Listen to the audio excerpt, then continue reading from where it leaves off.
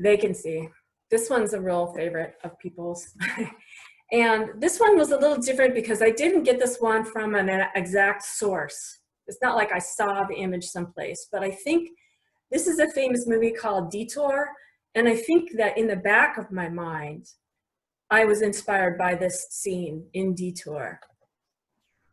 And so this tiny sketch came into my sketchbook, God, several years ago. But it was just one of those things that just I couldn't quite get out of my mind. And so I decided to flesh it out by taking pictures of myself. So here I am again in my bedroom. You see the striped underpants. Yeah, right. And so one of the things that's interesting is that, you know, cameras are really good at capturing detail, but they really don't see the same way that people do.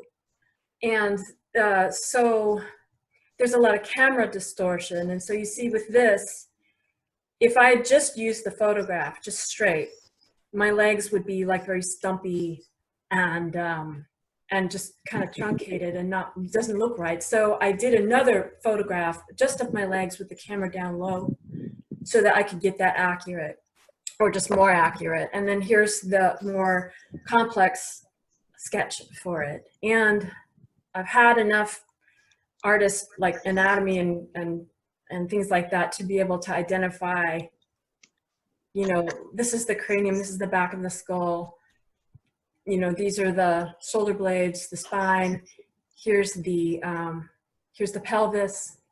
So I'm not great at it, but I'm pretty good at it, at just drawing the figure. This is a series of my sketchbook, just working out the details. You see the thumbnail sketches here. Here I'm getting closer to what I want behind it.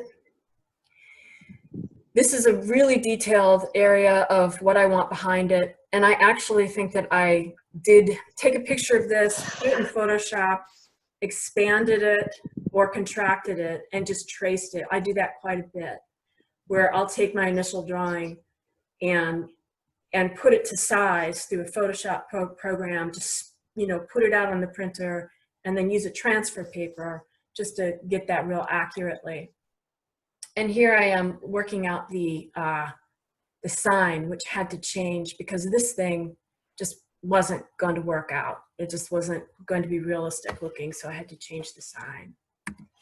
Here's the aquatint that I created from that image.